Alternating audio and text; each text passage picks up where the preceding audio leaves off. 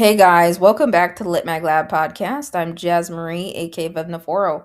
So previously on the podcast, I was showing you around Chill Subs and their new navigational layout, and I've done a couple Chill Subs coverage episodes, and I wanted to take the time to share some stuff that I missed in other episodes, and yeah. So listen back to that if you like, and just was trying to show again the new navigational aspects and talk about some more resources they have.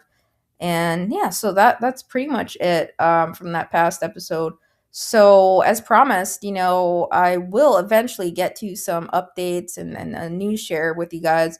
I already shared technically out on my newsletter, and yeah, but I want to cover a few more Lit magazine journals if possible, or at least one, Substack based one a little bit more for you guys. And there are a lot of really phenomenal Substack based Lit magazine journals out there. So today we are going to cover, as promised, Paloma Magazine. And yeah, so that's Paloma. For those of you who are listening to audio, just a reminder that you can see my screen, see what I'm talking about on YouTube, Spotify, and elsewhere, right? I plugged this into a couple different channels, the screen shares and the videos. So do check it out when you get a chance. So let's get started here. I am going to real quick head over to the Chill Subs overview page and scroll down. So you can see here they were founded in 2023 and based out of Canada, right? So yeah, their stats, we'll go over their stats real quick here. So response time here is showing 31 days editor reported, and Chill Subs Tracker stats is showing others have seen an average of 18 days in terms of when they heard back. There's no fee to submit, which is awesome. Acceptance rate is 23.08%. And the vibe is FAFO. So I'm not going to swear or curse on this podcast, but just know I try to minimize that on just podcast. Of course, I've cursed elsewhere before. But, anyways, yeah, they do have some recommendations on Chill Sub. So it looks like Hidden Gem, Bold and Weird, a damn good read, new writer friendly career builder. So yeah, they have some recommendations and their calls. So and not everything is fledged out here in terms of their guidelines, but it does have like the category calls up. I think it shows last updated December 30th, 2025. And yeah, so literary, memoir, general art, review, they're always open. It's stating here, right? Literary fiction, short, right up to 3,500 words. In memoir, general, nonfiction, flash memoirs up to 1,000 words. Poetry, general poetry submissions, no fee, always open. Now, they don't specify here on Chill Subs quite yet, how many, but it is on their Substack, which will check out their submission guidelines over there. Art, multimedia, again, they intake multimedia art submissions, visual art, and review. So nonfiction essay. So that's awesome. They have a lot of different categories. And yeah, so in terms of stats, so again, this isn't by any means how many submissions they've ever received. This is just those who track it through Chill Subs. So it looks like, from 22 submissions, others inputted through Chill Subs or use the tracker in Chill Subs, right? Accepted 3, rejected 10, pending 9, withdrawn 1. They're showing an average here of 5,000 website visitors a month, right? And that fluctuates, I think, with every Lit Mag and journal, right? Their monthly average, but over time, some do have, like a typical average traffic, right, developed, with a series, if you're consistent with it, right, and posting and sharing, and it can change, traffic and site visits, right. And Substack does have, a back-end stats dashboard, metrics, and all of that stuff too, which is really helpful. Yeah. So yeah, that's pretty much it. I will not read this about section for you guys here because I think they have, we'll cover it on Substack over there. But they do have industry ranking here, fish list 1,040 out of 1,830. Again, there is a fish list episode on this podcast. So if you don't know what that is, check it out. Now, the masthead is showing null. However, they do have their masthead and all staff members' names on the Substack about section. So we'll take a look at it. And yeah, editors just have to go in and input this information and maintain their Chill Subs listing, right? So yeah. So let's head over there. So this is palomamag.substack.com. And you can see, right, their latest post, right, call for submissions plus new editors. So they are returning in February 2026. They were on a brief break, I believe, and they do have a call open at this very moment. However, if we go in here, right, it is closing very soon, January 4th. So by the time you guys listen to this episode, I think it'll probably close out. Just a heads up. However, they have plenty of other calls, I'm assuming, throughout the year as they, adjust their publication schedule and, onboard. It looks like a couple volunteers, maybe. It says, the volunteer call closes today, actually, December 31st, as I'm speaking. So, they were looking for a design and social media editor, right, for their volunteer staff, comfortable, preferably with copy editing, fiction editor, poetry editor. So, yeah, it says they'll be back, in February 2026 with issue 27. And their current theme call that's open and closing on January 4th, it's mirror images. So I'm just going to share this. So it says, think representations of self, video game avatars, generational resemblances, gender expressions, the actor in a biopic, an inseparable duo, uncanny likeness, yet never quite identical. And yeah, so that's mirror images is their 27th issue, and it's going to be released in it looks like February 2026. So that's cool.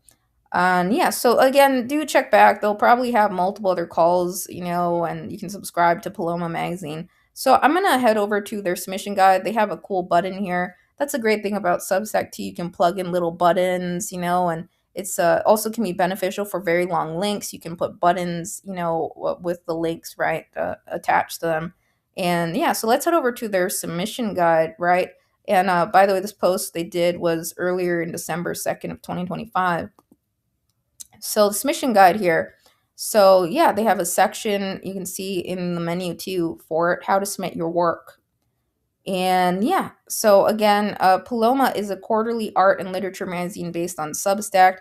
They aim to create a low stakes, easy process for writers and artists of all experience levels to share their work.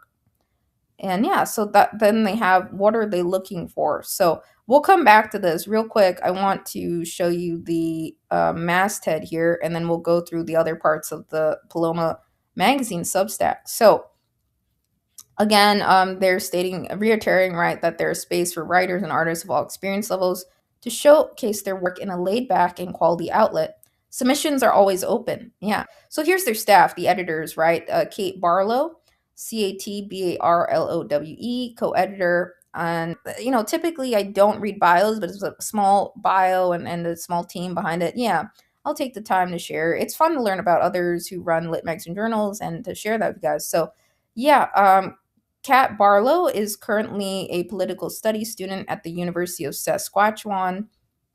When she's not studying, she writes The Whistler, her own personal internet diary. Her all-time favorite novel is Dune, and her dream is to someday go to space.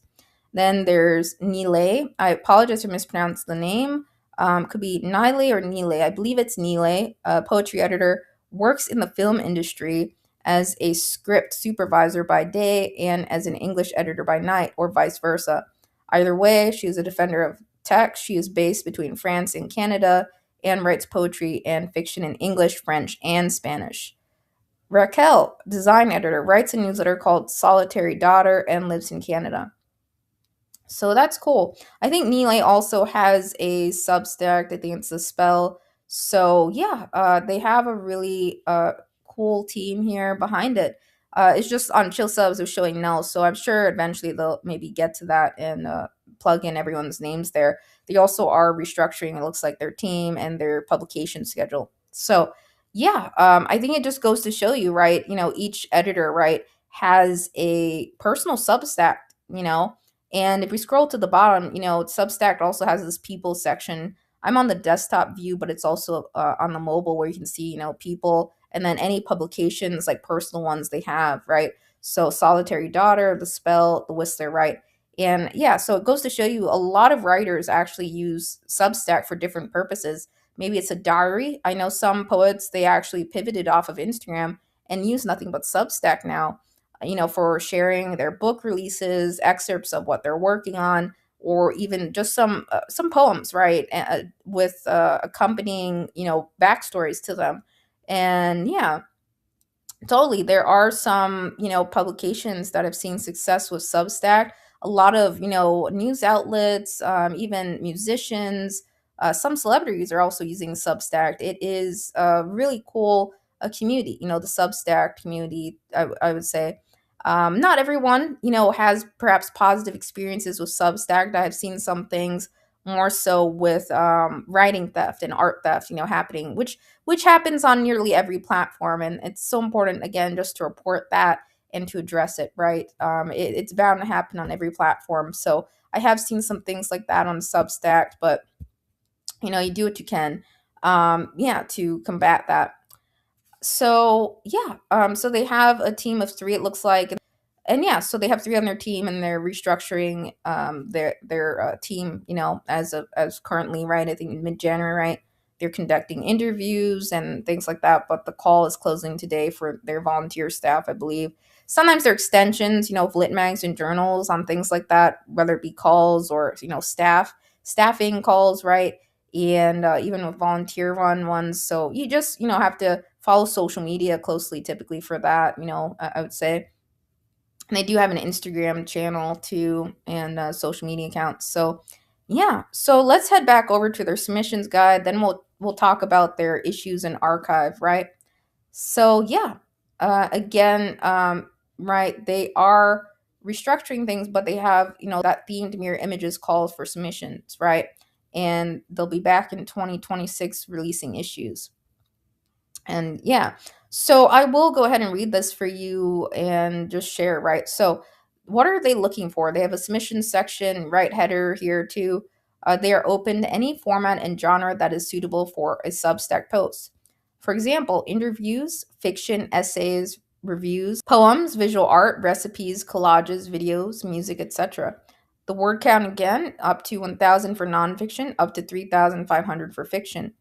Poem limit, it says please do not submit more than 3 poems at a time. So yeah, they only want to see 3 poems at a time. And if you wish to submit several pieces belonging to different categories, for example, poetry and fiction, it says do so in separate emails. So they don't want you to bundle all of your categories into one email. It has to be separate emails, right, for that. And they will not publish previously published work without confirmation. So they state here no previously published work without confirmation that you retain the rights to it. Anything published in your personal Substack or social media is fine.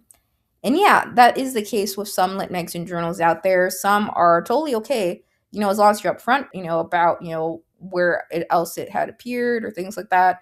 Um, yeah. And there are some lit magazine journals out there that do publish reprints, or there are some that make exceptions like this, permitting work to be, from your personal Substack or even social media. However, in most cases, I've seen lit magazine journals state that they will not, republish work that's appeared on social media or anything like that. They consider social media poetry previously published, and they won't publish it. And yeah, so Paloma has that exception. They're saying it's okay. But I know in most cases, a lot of lit magazine journals will be like, no, if it's been on your social media or anywhere on your Substack, it's considered as already published, right?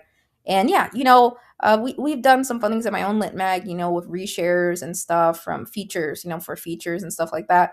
As long as, all right, poets are upfront about that. There are some, nomination events and things like that that would make some of those things ineligible, right? Yeah, so you have to keep that in mind. So, yeah, I don't know if they nominate, for Best in the Net or any events like that, but I think that'd be one thing maybe they could specify if they do, or I don't think it doesn't appear so, or it's not listed here, but it's possible. And yeah, so that's just something to keep in mind. Yeah, it says to get a sense of what they've published in the past, check out their archive. Again, they have their AI policy, so it's always a good idea to have an AI policy. It's one line and very straightforward. They will not accept works that are generated using AI, so no AI. So it looks like Paloma Magazine's intaking everything just through email at the moment, and then they state that the category and genre should be in the subject line along with the following information. So your name or anonymous, right? Title of the pieces, the category, genre, nonfiction, fiction, or poetry. Optional to include your website, social media handles from Substack, Instagram, Twitter, or Blue Sky, etc. Confirmation that the piece is your own work and that you will inform them if it is published elsewhere. So yeah, um, they have here a get in touch section that's underlined. So each section has an underline with it. They are a volunteer led team that strives to provide responses on a monthly basis, a couple weeks prior to publication. It says, please keep them updated if your submitted work is published elsewhere. In the meantime, rights are your own upon publication. And yeah, it says contact them for questions and pitches. So yeah, and then it has their email and Instagram linked here. And they're listed on Chill Subs. I don't think they're listed on Duotrope or Submission Grinder or anything like that. And yeah, but yeah, most lit magazine journals, that I've seen, on Substack. Not all of them, but they are. If you do a search, you can find quite a few Substack based ones. Again, Chill Subs doesn't have a section for Substack publications. But if you do a search through there, as I showed you in the past episode, Paloma does show up here, right? And I just showed you their listing. There is a Medium section. So, you can consider, Substack a competitor of Medium, I guess. I know some people do love Medium. And I would say, between Substack and Medium, I prefer Substack personally. I think Substack has a lot more features and really cool things about it. And I've covered some of that in the website builder episode and some other places of the series. But for the most part, I think you can do a lot with Substack. It's very flexible, but there are some limitations, and we'll talk about that a little bit later here. So in terms of Paloma Magazine's guidelines and everything, it says here your name or anonymous. Now I think it's a little bit tricky when you're, reviewing submissions through emails. They are right. Because it's not entirely possible to completely conceal information through email like that, right? And that's why I think submission management systems, they have, some of them actually do have that feature to conceal the cover letter and all identifying information tied to it, right, for your reading team. Like Subfolio, Submittable, Dapple even, right, has some features like that.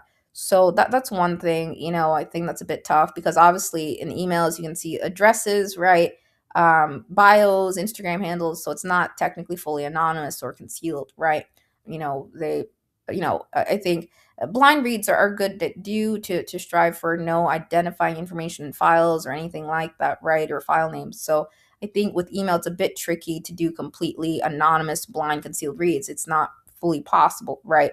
With typical general email submissions. So that's why I think submission management systems do allow you to do that a little bit better and to collaborate with your team members, chat, interact with others. So that's why I really like them. I think it's great for team collaboration, submission systems, which I've covered on this podcast. So dig through the series if this is the first episode you're coming to in contact with on those too.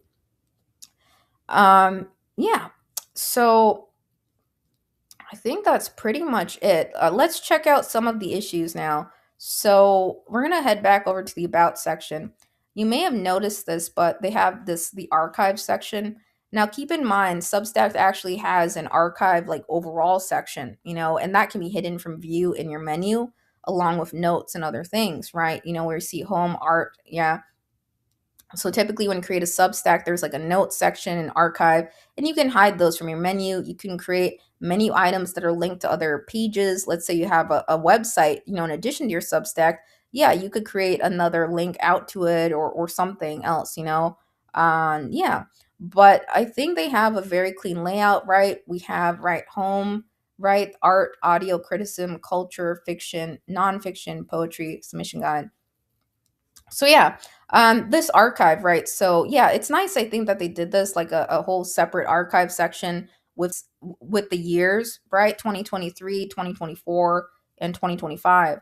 So you can see here in 2023 when they started, right? Looks like September of 2023. They have, themed issues, sweet and sour was their first one, and then they have issue 2, 3, and 4, right, from 2023, and then issues 5 through 16 from 2024. And each one is themed, right? I'm just going to name some off for you guys, right? So 2023, issue 3 was Haunted Houses in November, right? 2024, right? They did, I'm not going to read all 5 through 16 here, but the Ant Queen was issue number 6, and they sound really cool, these issues. Pass Me the Spoon, March. Sorrow Season, May. The Final Puzzle in June. And yeah, Just Like Me, November. The Crossroads, number 16. 2025, they had issues 17 through 26. So they have Mortify, March, right? Dark Light of Day, May, and Faith, September. And their most recent issue from 2025, back in October, was Boyish. So yeah, I think that's a lot of fun. Themed issues, theme calls, they are pretty fun. Even with my own lit mag, we've done some theme calls, I'm sure you guys know, and they can be fun. But I think, yeah, some lit mags journals do have, a mix between themed and open, general submissions, right? Unthemed. But I think it's great to give others like a prompt, a challenge, right? A focal point for each issue. You can do so many different types of themes, with your lit mag journal if you'd really want to. And it looks like they did one for every month, right? But then I think, right, they took a break or a brief hiatus to restructure things. So, yeah, they're coming back in February 2026 with that Mirror Images issue. So that's cool. I think they did a good job of this archive. Everything's hyperlinked and you can easily find it, right? So yeah, I think this was a good thing. I wish Substack did have something like this where you could branch everything like in a network of years, right? Sure, you could probably create, tabs for these and sections, right? But that might be too clunky, right? Over time, so many years, right? Stacked together. So I think a list format is nice like this. And again, Substack does have an overall archive section typically by default, but you can hide that too.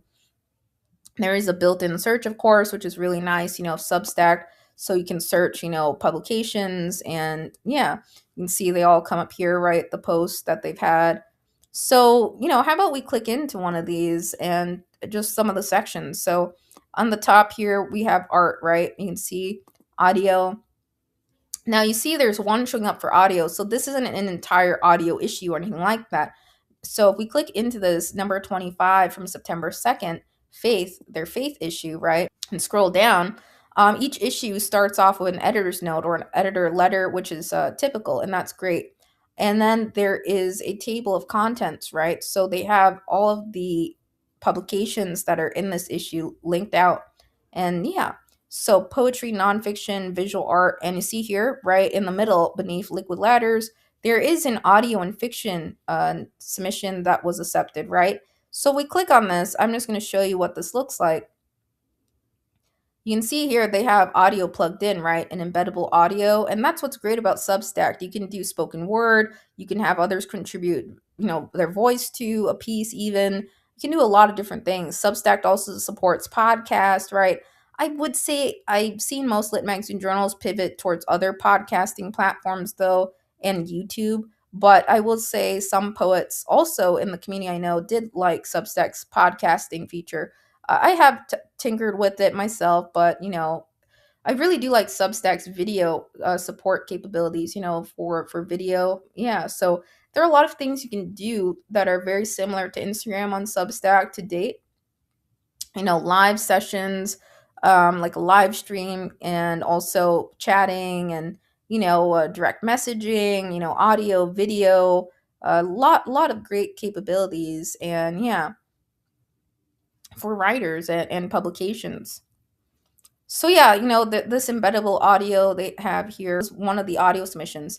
Now, if we scroll up to this, you can see Liquid Ladders, right? Poetry, and they have everything, labeled with a number. So 4 of 8. So when you've completed the issue, right? All pieces within it, whether you've read all of them. So now some publications do this. I showed you this a couple episodes back in Gather Lit Mag's episode, right? And it's akin to, like, when you're posting on Instagram a poem, right? It's the image file or screenshot of your poem, right? And yeah, I see some publications do this, and I've done this because it retains the formatting better than what Substack can do. Sure, there's poetry blocks, and yeah, I use those from time to time to retain line formatting and stuff, but it doesn't do a great job with some poetry that has some creative formatting to it. Different spacing, and typically if you don't have a screenshot or anything like that of it, or an image file, Typically, most of the time, you have to left align poems, right? And put it in a poetry block. And even on the mobile view, it gets kind of skewered too. So I see quite a few publications do this. They screenshot the image file. But if you look back at past issues with Paloma, right? So let's go back over here to the poetry section and then scroll down. I'm going to show you guys another example from a past issue that they have. So let's go into number 7, Pass Me the Spoon. It says here, Party Favors and Reflections. Now, you don't always have to put something beneath the title, but I think it may help like in search results and, elsewhere too, keyword searches and stuff. So, yeah, they have again a very consistent layout, right? The square image tied to the issue, right? The museum art and the overlay of the lit mag's name, Paloma. Issue 7, the date, March 24th, Passing the Spoon. They have the editor's note again. And here in the editor's letter, sometimes, there are shares like anyone new joining the team or any updates or what led up to the issue's theme selection, things of that nature. So, yeah, the table of contents, again, you can see everything's laid out. And they have, fiction, poetry, right? And there's a fiction piece titled Mrs. Singh, Where Will You Sleep? So, yeah, some really cool pieces here. And again, a great feature about Substack on the left-hand side is the contents expandable pop-up right on the left with the lines, which it may get cut off in the screen share. I'm not sure if you guys can see, but it's like a row of little dashes on the left tied to anything that's hyperlinked, right? So in their contents, which is really nice, a great feature about Substack. So we scroll down, or I could just click on one of these. Let's click on, Damn, I Love You, and see what that looks like, right? So just an example you saw from that other publication, right? So just an example, right? They have here the text of the poem typed out, right? And possibly are using a poetry block for this versus in issue 25, right? And a few other more recent issues, you see sometimes they do a image file and screenshot of the poem, right? Because it retains the formatting better that way. And yeah, it can be tricky with Substack, I think. I've seen some publications do a mix between poetry block usage, left alignment like this, text all typed out, or, or do what they do out on Instagram, like, an image file, a JPEG or PNG file, right, of the poem or screenshot of it. Especially if it has a lot of unique breaks in it, line breaks, gaps, or some really creative visual formatting, right? It is retained better this way, as you see on my screen. So yeah, I think they do a good job with their issues. I like that they put a number identifier on the right-hand side above the line. And yeah, there are absolutely some really creative Substacks out there, in terms of lit mags. And even outside of that, so many different types of publications, out on Substack. So yeah, and yeah, so uh, there's a lot of really great pieces in the issues, right? And the visual art, you can see how they plug that in, right? And yeah, so they have the name of the poet, right? A link to their social media channel, website maybe, or their own Substack. Now, there are a couple different ways you can plug in Substacks, right, that others have. But I think sometimes when you put the URL, it puts in that chunky box, right, to subscribe to their Substack. And not everyone's a fan of that. So one way you could do that is just to do a hyperlink to the Substack like they have. Or you can, create even a button of some kind, and yeah, a lot of different ways you can do that. But in some cases, I've seen some just use the plugin box that pops up and populates when you drop the whole Substack link in. But I think for publication and things like that, that can maybe not mesh well with the layout. So yeah, I think this is great how they have it laid out. It's very clean, organized, straightforward, right? And yeah, and you can see they have, I think, a piece from Nile, and that's because they welcome Nile to the team too. So again, just an example, right? Sometimes others discover a lit mag or journal and maybe join as a volunteer team member or an editor and become part of the publication. So that's awesome. I think they have a really beautiful layout. Again, Substack, you don't really have, as I mentioned earlier, 1,000 different, templates or anything like that, like website builders have. You don't have the same amount of flexibility there with design. Yeah, sure, there are a couple different grid layouts you can do, custom wise, tagging even, by topic, right? Which I've done too, or just something like this, latest top, and showing casing any discussions, which are ones that have comments on them, right?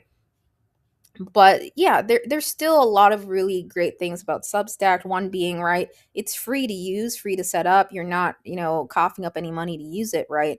And that's really cool. So I think they did a great job with the overlay text again and the museum fine art pieces in the background, and they really do stand out, So yeah, I think it's important, whichever layout you do. I'd recommend taking a look at a couple different lit mags, out on Substack if you're thinking about leveraging it for your publication series. And there's a lot of different layouts you could do. You can be quite creative with Substack. And yeah, you can see they even have some tiles, images with the ice cream cone spilled out, right? Some really nice heading images. I do like using headers and images, I'm dropping those in Substack. And, you could even do some Substacks like Only Poems Daily, right? Extension of Only Poems on our website where they do reshares. They have a schedule, right? I showed you in that Only Poems episode of certain days they do certain types of publications and arrange it in that way, or reshares even, and it's really organized, right? Or some lit mags like Paloma, right? They release an issue every month, and that's a good thing to do, right? Have a schedule, set schedule for each release. It makes it easier to manage, and yeah. So yeah, there are some really, really cool issues. The Ant Queen, right? I love the titles of these. These are really cool. And yeah, and then they have like a little mini summary at the top and everything. So yeah, table of contents again, the category it's in. So yeah, there are a lot of different ways you can, oh my god, is that a pigeon? And any so yeah, I like that. There's a pigeon and it looks like a bird. The poor pigeon. So I just noticed that, guys, on my screen. There's like I think it's a hawk, or it looks like a hawk picking up a pigeon, or it's about to get captured. Poor pigeon. Anyways, I've done a lot of pigeon poetry. If you guys don't know, that's why it caught my eye. And I see a lot of pigeons too. So anyways, yeah, I think they have a great layout. It's very clean, straightforward. Again, there are other things you could add on the side of Substack too, or just linkage like they do, right? Submission guide, contact, email, Instagram, Twitter, right? Social media. If you go out to Paloma Magazine's Instagram feed, they also have these, museum art pieces like the overlay text out on Instagram, but not in a square, in like the rectangle, sizing of Instagram that's changed, right? And yeah, so it's cohesive, right? Their social media channels and also the issue releases and announcements, right? So I think that's great. So yeah, Paloma is an example of a lit mag out there that's grown, in a short amount of time, right? They started in 2023. They have, again, I think close to over 4,000 subscribers as of December 2025. And social media, they also have, nearly 5,000 followers over there. So yeah, you can maintain a publication on Substack. I think it is, a good idea to stick with one platform and continue to grow it, right? However, some lit magazine journals out there, as I stated earlier, right, use Substack as an extension of their publication, meaning they just use it for, maybe interviews, reshares, or some other fun bonus things tied to issues, behind the scenes posts, right, that are paywalled, maybe to raise funds for paying writers or contributors one day and things like that nature. You can, with the Substack, right, enable pledges and not have things paywall too, like others can become paid subscribers still. And yeah, so don't feel the need you have to paywall things, but if you're going to paywall, your own Substack or a publication, whatever you're creating a Substack for, I think it's better to do it earlier than later, right? You don't want to do it like way down the road suddenly. Of course, you could create some maybe bonus content down the road, and that's fine. But I'm saying, like, in terms of main issue content, all of that, I would refrain from really paywalling that. Some lit magazine journals, they, have their issues on Substack, but they also do print issues tied to them too. and digital issues as well. So a lot of different options you can do.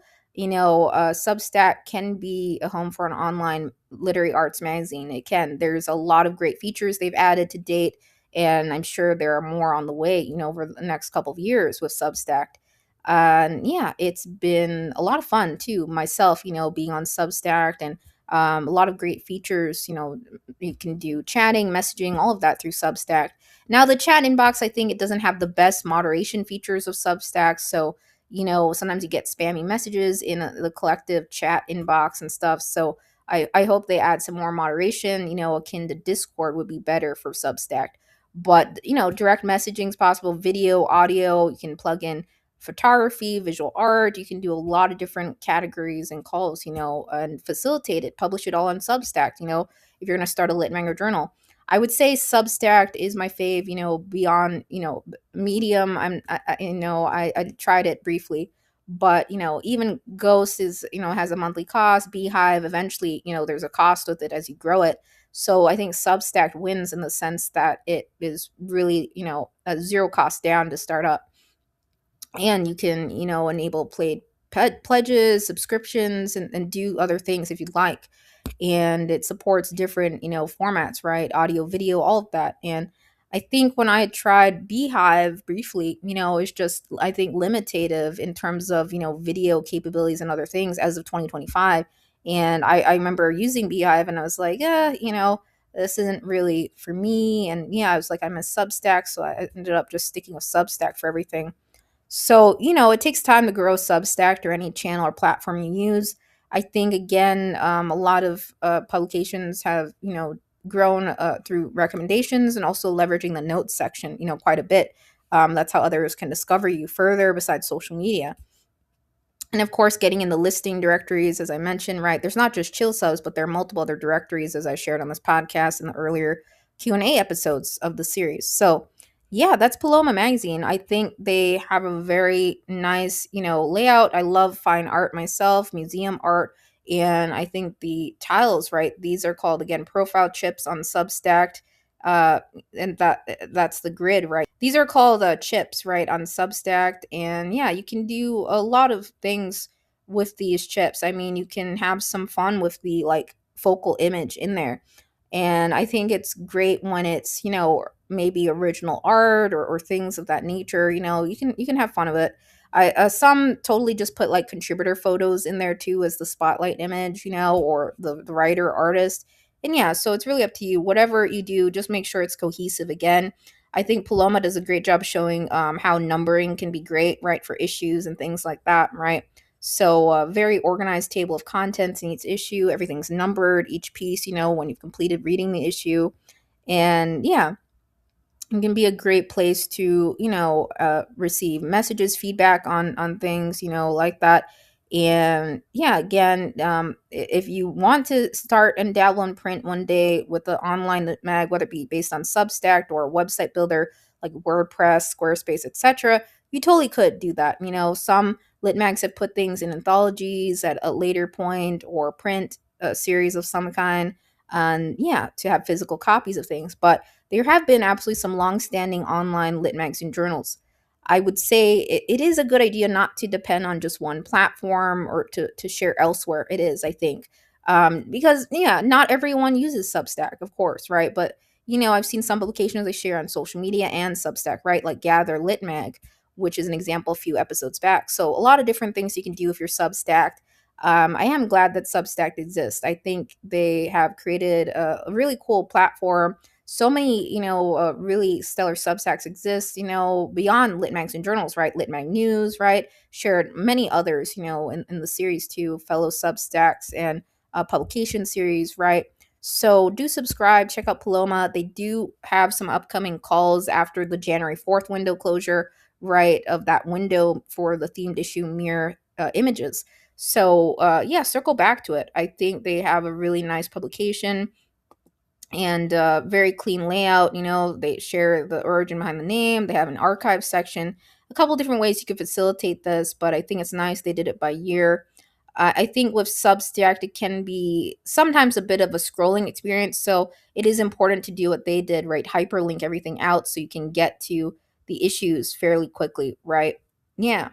So yeah, that's the only thing I'd say. So yeah, they have a lot of really cool issues. I haven't read all of these, but I was reading Passing the Spoon because one of the publications caught my eye, particularly this one, Mrs. Singh Where You Sleep, and other ones, a few ones, that I was reading. So yeah, again, a lot of great features of Substack that are akin to Instagram. So it could certainly be a home for your literary journal if you're thinking about starting one up. I know some are listening to series, thinking about where should they, build their lit mag journal, where should they, create it, what platform should they use. So again, I can't remember the episode off the top of my head, but maybe I can get to it for you guys.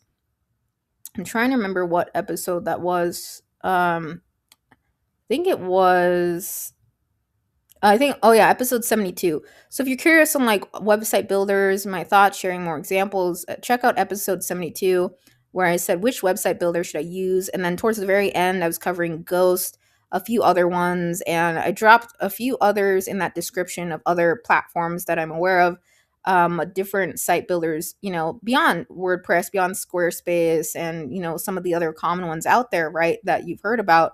There are a lot of different options nowadays for creating your lit manga journal or even your website. Even if you're an author or a writer, poet, or artist, right, and you're thinking about creating a website, that episode 72 may help you. Just me sharing my thoughts, And I did a post, on some cool website designs for 2025 or ones that caught my eye. So I don't know if I'll share that on this podcast, possibly, or maybe not. I'm thinking about it. Otherwise, you can head over and check out the Lit Mag Lab and check out that list. I was just pointing out some cool features that each publication site I came across had, and yeah. So that's the thing about Substack, right? You don't have that liberty of including things like a randomized poem or anything like that. Like that's a feature that like Only Poems has and Rattle on their website. Some unique features like that. However, I think Substack still is a great platform to leverage to showcase work.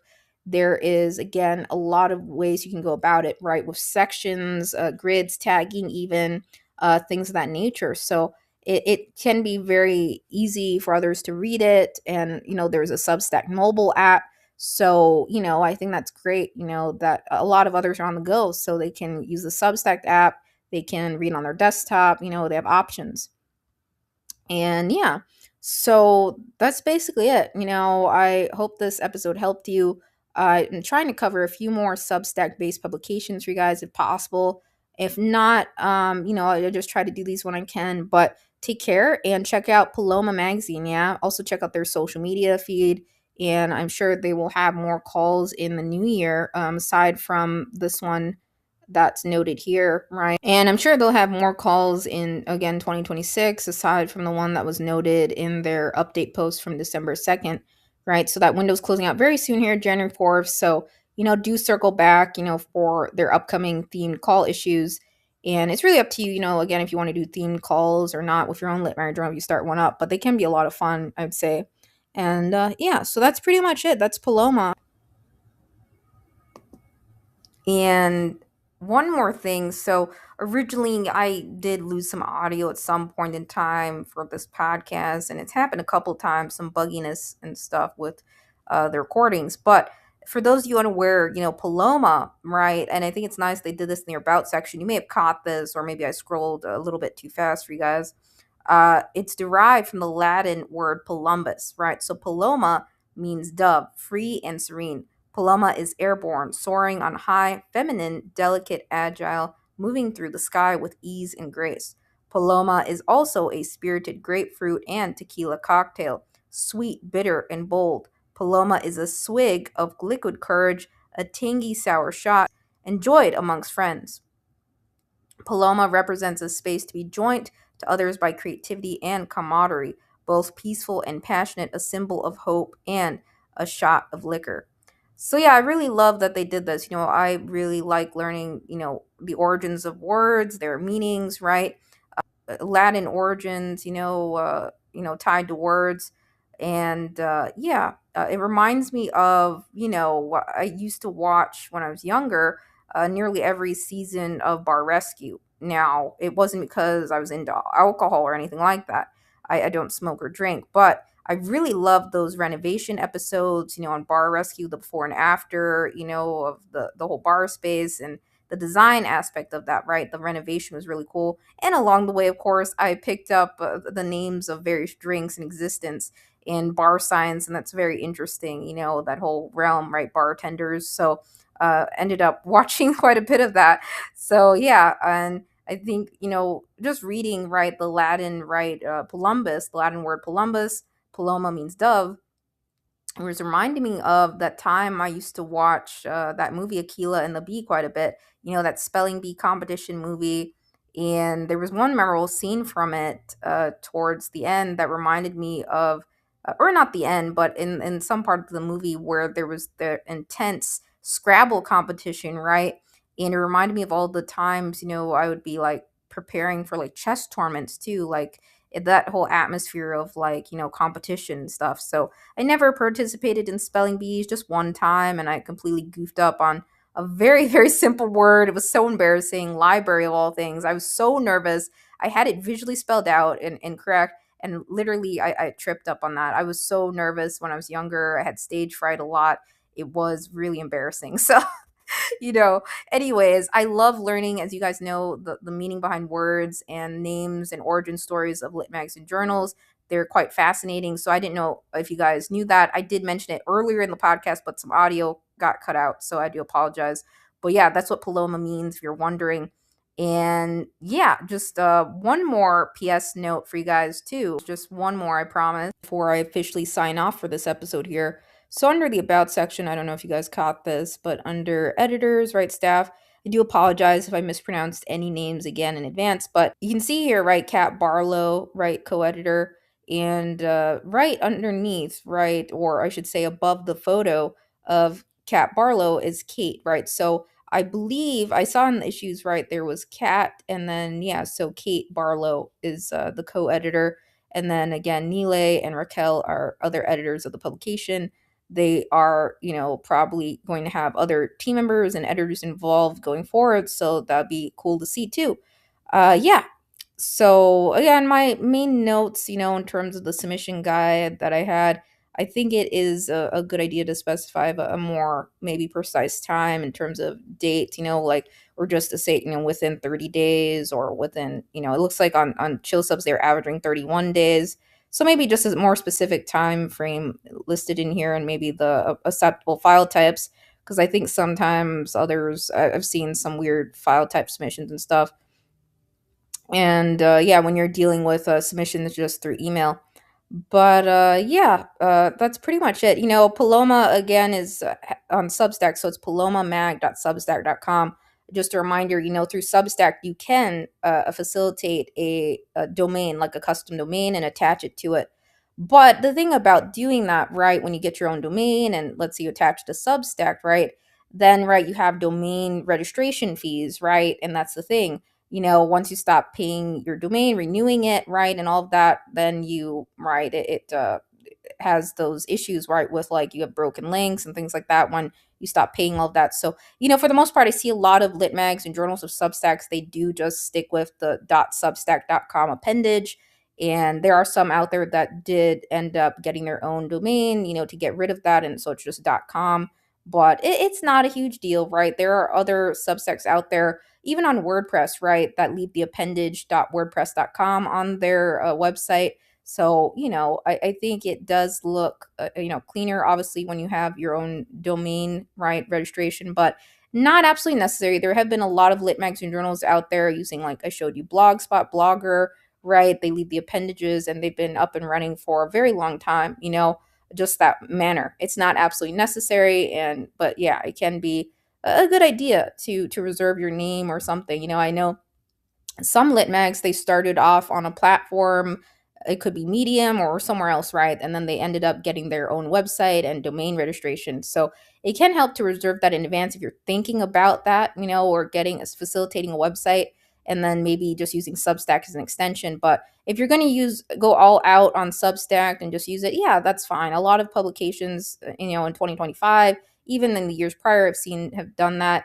And yeah, maybe I'll share a couple more examples with you guys. So just wanted to mention that. So again, what I really like, again, what Paloma has done with the tiles and yeah, that they have and the layout, it's very clean, very straightforward.